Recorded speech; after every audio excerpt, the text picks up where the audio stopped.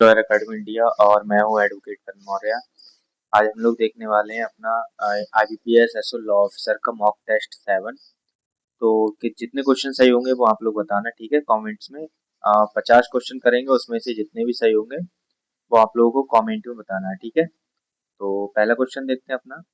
Article 14 of the constitution guarantees right to freedom of speech, equality before law and equal protection of law, right against exploitation या फिर right to constitutional remedy. तो बहुत simple सा question है, right equality before law and equal protection of law. But इसमें trick ये है कि इसको जो है प्रोपाउंड किसने किया था, मतलब फाउंडर ऑफ दीज लॉज कौन थे, ठीक है। ये बात आप लोग कमेंट में बताना और ये पढ़ लेना।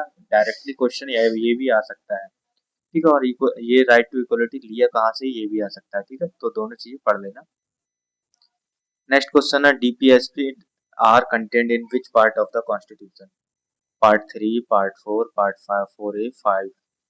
तो आंसर दीजिए आप लोग, ठीक है। तो इसका आंसर हमारा पार्ट 4 में DPSP दिए गए हैं और ये चीज है नॉन जस्टिफाइबल। इसका मतलब है कि इनको किसी भी न्यायालय से इन्फोर्स नहीं कराया जा सकता है, लाइक फंडामेंटल राइट्स, ठीक है।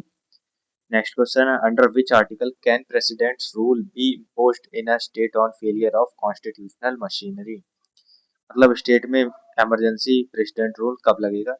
आर्टिकल 352, आर्टिकल 356, आर्टिकल 360 या फिर 365। आंसर दो। ओके, तो इसका आंसर हमारा आर्टिकल 356।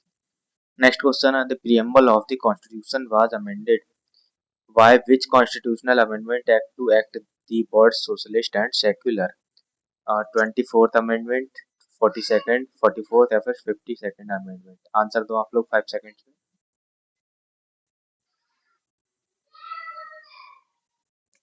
ओके, तो इसका आंसर हमारा 42nd अमेंडमेंट। नेक्स्ट क्वेश्चन है, under the BNS 2023 the offence of rape is defined under which section. Rape कहाँ डिफाइन किया गया है, सेक्शन 63, 69, 74 या फिर 79। तो सिंपल सा क्वेश्चन है और आपको याद होना चाहिए, BNS में सेक्शन 63 में रेप डिफाइन किया गया है। और रेप की डेफिनेशन वगैरह अच्छे से पढ़ लेना, क्योंकि आजकल सुप्रीम कोर्ट के जजमेंट्स भी कुछ ऐसे ही आ रहे हैं जो कि कंफ्यूजन पैदा कर रहे हैं। तो उससे बढ़िया एक बार डेफिनेशन अच्छे से पढ़ना, ठीक है। नेक्स्ट क्वेश्चन है, क्वेश्चन से पहले हमारा IBPS लॉ ऑफिसर प्रिपरेशन का बंडल ये मैंने लॉन्च किया है आप लोगों के लिए। आप लोग अगर तैयारी कर रहे हो, बहुत सीरियसली तैयारी कर रहे हो, तो आपको ये जरूर लेना चाहिए।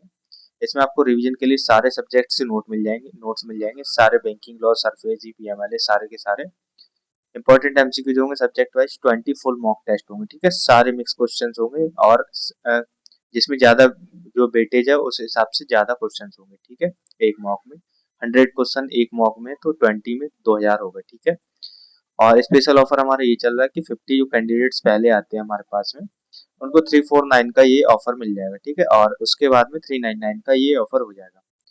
तो देर मत कीजिए, आप लोग ले सकते हो। और ये नंबर पर व्हाट्सएप करो आप, यहाँ पर आपको सारी डिटेल्स मिल जाएंगी, यहीं से आपको नोट्स लेने हैं, ठीक है। तो चलो नेक्स्ट क्वेश्चन देखते हैं। Causing death by negligence, rash और negligent act not amounting to culpable homicide is dealt with under which section of BNS 2023? Section 104, 106, section 108 या फिर 110। आंसर दो आप लोग 5 सेकंड्स में।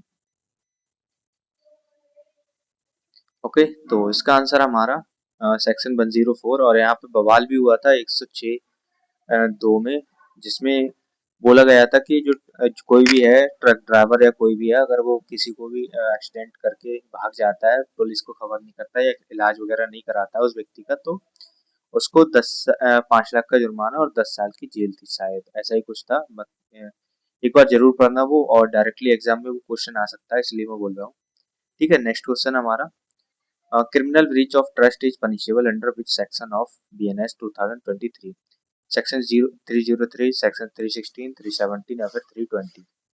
ओके, तो इसका आंसर हमारा सेक्शन 316, ठीक है। पढ़ लेना एक बार। The offence of cheating is defined and made punishable under which section of the BNS 2023? Section 316, section 318, section 319 या फिर सेक्शन 321। तो चीटिंग पहले 420 में थी, बट अब कहाँ आ गई, अब आ गई हमारे 318 में, ठीक है। नेक्स्ट क्वेश्चन है what consideration and objects are lawful and what not is dealt with under which section of the Indian contract act. तो आंसर तो आप लोग सेक्शन 10 में दिया है ये, या फिर 23 या 25 या फिर 27। ओके, तो इसका आंसर हमारा सेक्शन 23 में दिया गया है, क्या कंसिडरेशन लॉफुल है और क्या नहीं है। ठीक है, याद रखना इसको। और 25 भी पढ़ लेना। 25 में दिया गया है विदाउट कंसिडरेशन कौन से कॉन्ट्रैक्ट वैलिड रहेंगे, ये बात बोली गई। ठीक है, नेक्स्ट क्वेश्चन है कंपनसेशन फॉर लॉस और damage caused by breach of contract is governed by which section of the Indian contract act 1872। Section 73, section 74, section 75 या फिर सेक्शन 124। आंसर दो और टेलीग्राम पे ज्वाइन हो जाना। टेलीग्राम पे आपको ये पीपीटी मिल जाएगी प्रैक्टिस के लिए, और टेलीग्राम का लिंक डिस्क्रिप्शन में दे रखा है, बाकी नोट्स वगैरह का भी लिंक डिस्क्रिप्शन में दे रखा है, वहां से भी आप परचेज कर सकते हो। ठीक है, और इसका आंसर हमारा सेक्शन 73। ओके, नेक्स्ट क्वेश्चन है a contract of indemnity is defined under which section of the Indian Contract Act? Section 124, 126, 148 या फिर 172। ठीक है, इंडेमनिटी याद रखना क्या है। इंडेमनिटी मतलब कि क्षतिपूर्ति का सिद्धांत है, और कहाँ दिया गया है, वो दिया गया है सेक्शन 124। और इंश्योरेंस लॉ जो है वो इसी पर वर्क करता है, तो याद रखना। ठीक है, कनेक्ट कर लेना इंश्योरेंस लॉ से। नेक्स्ट क्वेश्चन है question as a factor vitiating free consent is defined under which section of the Indian contract Act. Section 14, section 15, section 16 या फिर सेक्शन 17। तो सभी बच्चों को पता होगा इसका आंसर।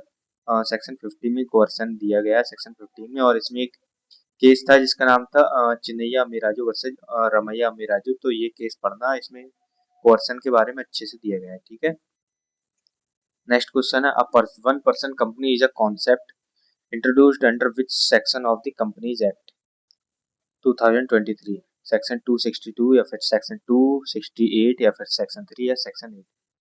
ओके, तो इसका आंसर हमारा सेक्शन 262 में दिया गया है वन पर्सन कंपनी।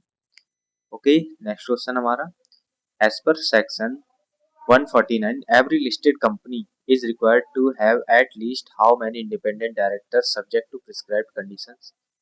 1, 2, 3 या फिर 5। ओके, तो आंसर हम देखते हैं इसका क्या है। बिल्कुल, इसका आंसर 2 है। 2 इंडिपेंडेंट डायरेक्टर्स होने चाहिए। नेक्स्ट क्वेश्चन है every company is required to hold its annual general meeting under which section of the companies act 2023 2013। Section 91, section 92, section 96 या फिर सेक्शन 100। एजीएम होल्ड होती है किस सेक्शन में, ये बताना। ओके, तो इसका आंसर हमारा सेक्शन 96 में एजीएम की बात की गई है। ठीक है, नेक्स्ट क्वेश्चन है under which section of banking regulation act 14 1949 can the RBI give directions to banking companies in the public interest. तो सेक्शन 21 में, सेक्शन 35, सेक्शन 36 या फिर सेक्शन 45। आंसर दो आप लोग।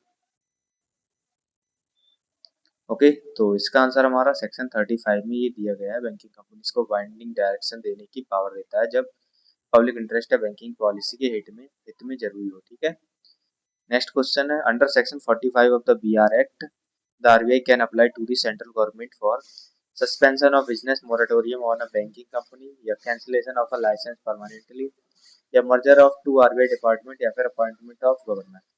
आंसर दो आप लोग इसका। ओके, तो इसका आंसर हमारा suspension of business moratorium on a banking company.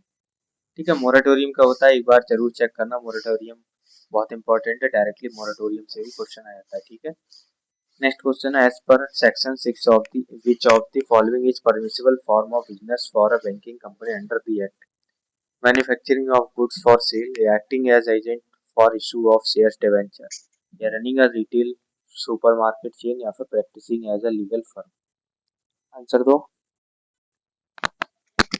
Okay, तो इसका आंसर हमारा acting as agent for issue of shares debentures. ठीक है, नेक्स्ट क्वेश्चन हमारा under section 42 of the RBI act 1934 scheduled banks are required to maintain the statutory liquidity ratio या फिर cash reserve ratio या capital to risk asset ratio या फिर loan to vehicle ratio. Answer दो। ठीक है, तो इसका आंसर हमारा कैश रिजर्व रेशियो सीआरआर जिसको बोलते हैं, और सीआरआर अभी कितना है ये बात जरूर याद रखना। ठीक है, नेक्स्ट क्वेश्चन हमारा registration of non banking financial companies with RBI is provided under which section of the RBI Act 1934? तो सेक्शन 42 में दी है या फिर सेक्शन 45 IA या सेक्शन 17 या फिर सेक्शन 58? तो आंसर दो आप लोग इसका। ओके, तो इसका आंसर हमारा सेक्शन 55 IA में दी गई है। एनबीएफसी के लिए रजिस्ट्रेशन कैसे किया जाता है वो सारी चीजें, ठीक है। नेक्स्ट क्वेश्चन है section 17 of the RBI act 1934 deals with constitution of central board या फिर business which the bank may transact या फिर इश्यू ऑफ करेंसी नोट्स या फिर power to inspect banks. Answer दो आप लोग इसका क्या है। ओके, तो इसका आंसर हमारा business which bank may transact, ठीक है। क्या क्या बिजनेस बैंक कर सकती है वो चीज सेक्शन 17 में दी गई है, पढ़ लेना है, ठीक है, आराम से। नेक्स्ट क्वेश्चन है section 118 of the NI act 1881 lays down certain presumptions as to negotiable instrument या फिर rules for crossing of check या definition of endorsement या फिर procedure for noting and protest। Answer दो। ओके, तो इसका आंसर हमारा presumption as to negotiable instruments, ठीक है। नेक्स्ट क्वेश्चन हमारा an instrument which is incomplete and not fully filed at the time of signing what letter completed is known as under section 20? Ambiguous instrument, incoherent instrument, bearer या फिर accommodation instrument. Answer दो आप लोग इसका। Okay, तो इसका answer हमारा option B incoherent instrument इसको बोलेंगे। एक्सप्लेनेशन पढ़ लीजिएगा, ठीक है। नेक्स्ट क्वेश्चन है material alteration of a negotiable instrument which renders it void is dealt with under which section of the NI Act? तो सेक्शन 85 में दिया है, सेक्शन 87 में या 89 में या फिर सेक्शन 91 में। आंसर दो। और सेक्शन वाइज क्वेश्चन इसलिए भी डाले हैं मैंने इसमें क्योंकि सेक्शंस भी याद होने चाहिए, डायरेक्टली एग्जाम में सेक्शन भी होते हैं तो आप क्या करोगे वहां पर, तो इसलिए कुछ सेक्शन याद होने चाहिए, ठीक है। सेक्शन 87 में ये दिया गया है। नेक्स्ट क्वेश्चन है the bar on jurisdiction of civil courts to try suits of a civil nature is provided under which section of CPC 1908? Section 9 में, सेक्शन 10 में, सेक्शन 11 में या फिर सेक्शन 20 में? तो सेक्शन 9 याद रखना इसका, ठीक है। सेक्शन 9 में ये दिया गया बार ऑन स्पेसिफिक या फिर एक्सप्रेसली बार्ड सूट्स जो होते हैं वो, ठीक है। नेक्स्ट क्वेश्चन हमारा temporary injunctions and interlocutory orders during the pendency of a suit are governed by which order of CPC? तो स्टे वगैरह की बात कर रहा है ये, तो बिल्कुल इसका आंसर हमारा क्या होगा, आर्टिकल 21 होगा, आर्टिकल 37, 38 या फिर 39। तो इसका आंसर होगा हमारा आर्टिकल 39, ठीक है।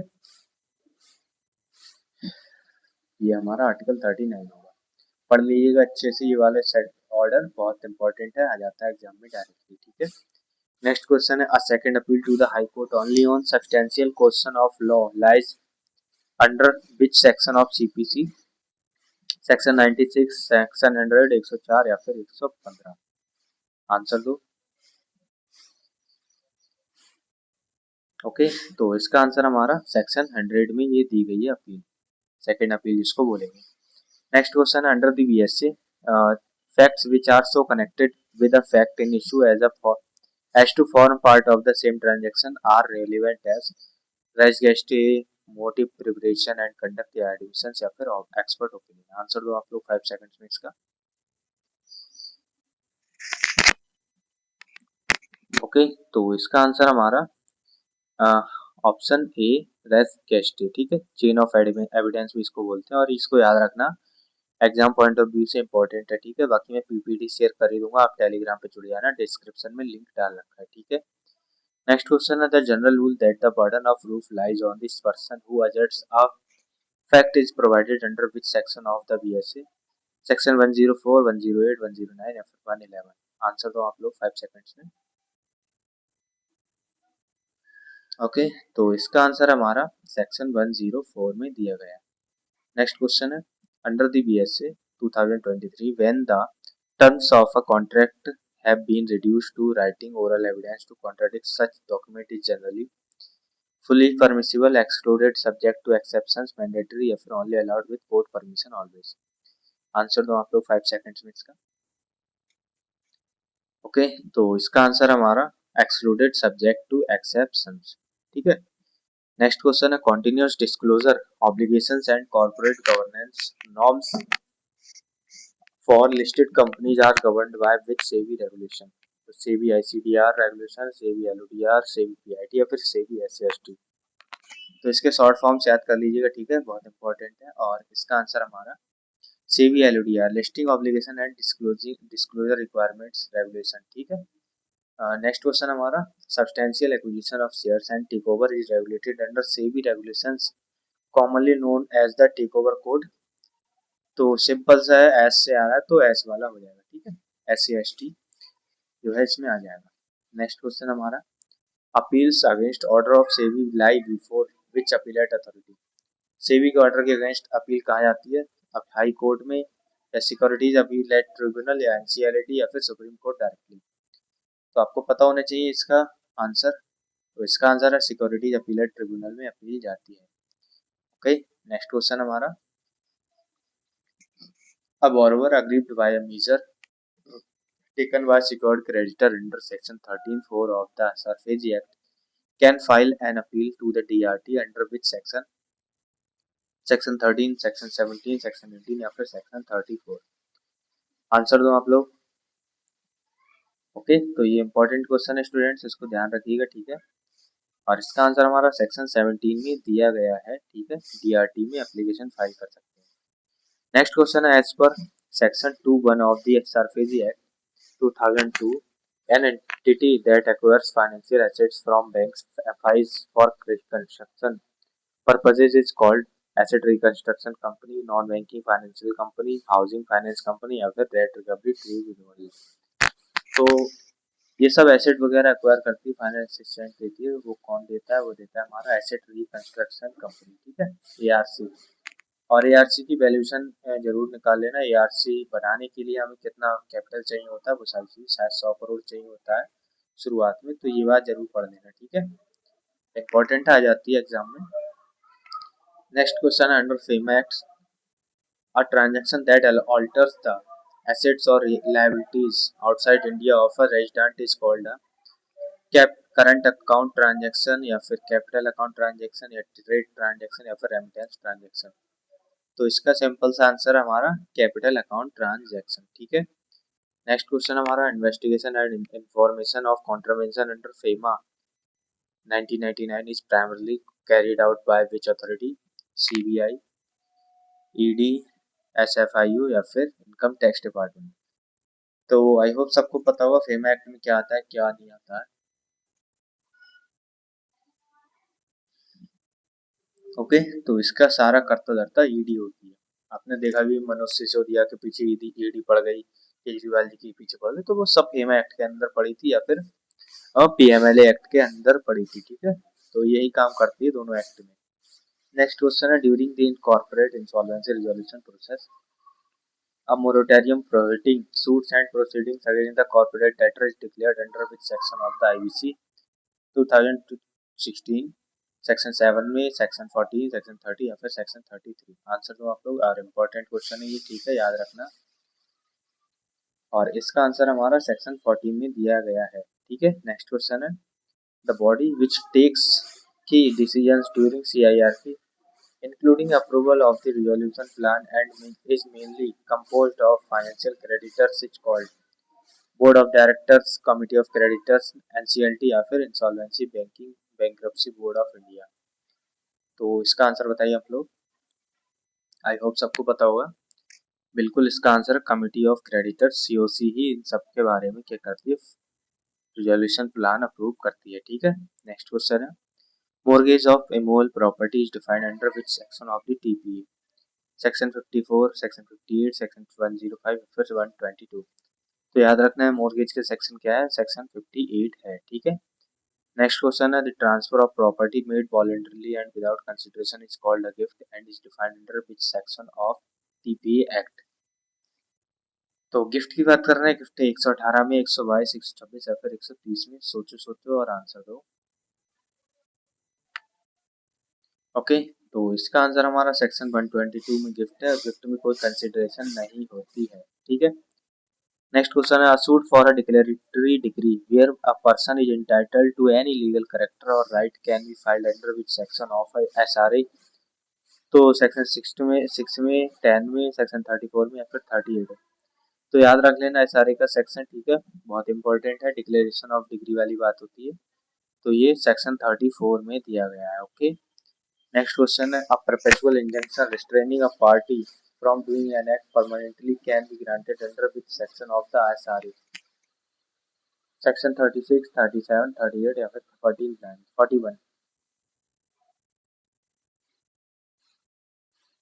ओके, तो इसका आंसर हमारा सेक्शन 38 में परमानेंट इंजंक्शन की बात की गई है, जिसको परपेचुअल इंजंक्शन भी कहते हैं, और वो जो है न्यायालय प्रदान कर देते हैं। तो फिर कोई पार्टी जो है उसमें प्लेंटिफ के क्या कहते हैं पीस में और फिर लैंड में कोई भी उंगली नहीं करेगी, ठीक है।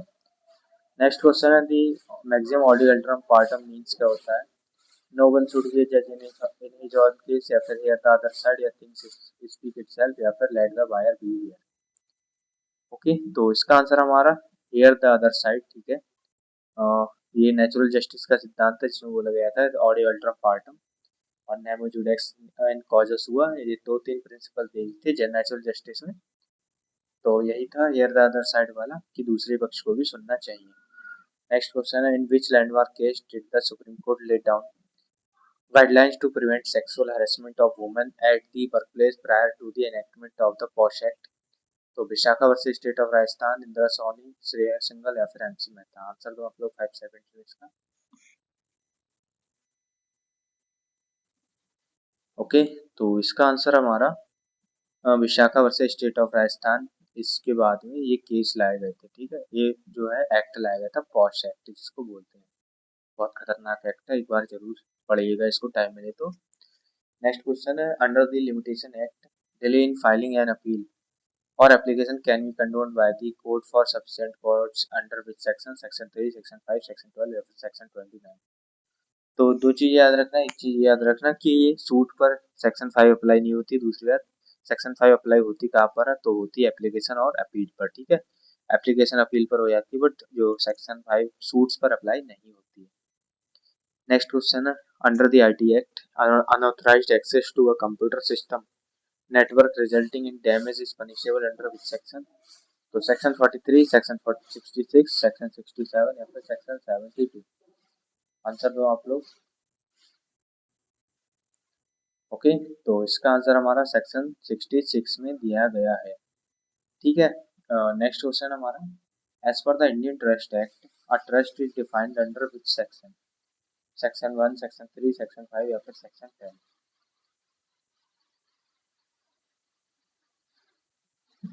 ओके, तो ट्रस्ट हमारा डिफाइन किया गया है सेक्शन 3 में, और पढ़ लीजिएगा ट्रस्ट क्या होता है। मिसलिनियस एक्ट है ये, इनमें से एक दो क्वेश्चन ही आते हैं, ठीक है। नेक्स्ट है right to enjoy one's own land and in a particular manner over another's land is called an easement and is defined under which section। तो ईजमेंट एक्ट में या फिर टीपीए में या रजिस्ट्रेशन एक्ट में या फिर इंडियन ट्रस्ट एक्ट में। तो ईजमेंट एक्ट में ही डिफाइन किया हुआ है ईजमेंट को, तो ये तो आपको पता ही होना चाहिए।